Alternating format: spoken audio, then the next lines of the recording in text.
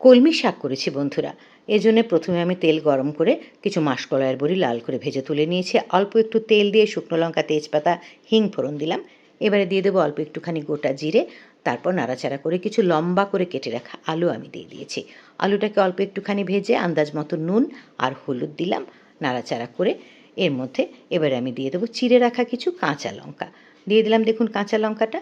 এবারে জিরে গুঁড়ো অল্প দিলাম, ধনে গুঁড়ো অল্প দিলাম। ওপর থেকে আমি দিয়ে দিচ্ছি ধুয়ে কেটে রাখা কলমি শাকগুলো। একটু নাড়াচাড়া করে ঢাকা চাপা দিয়ে রেখেছিলাম।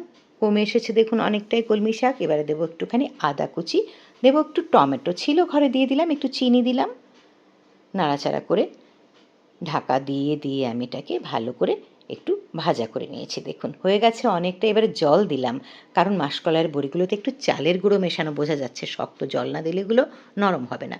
বড়িগুলো দিয়ে একটুখানি আমি ঢেকে রেখেছিলাম বন্ধুরা। এবারে একটুখানি ঘি দিলাম, এটা অপশনাল, না দিলেও চলে। গরম গরম নামিয়ে পরিবেশন করুন।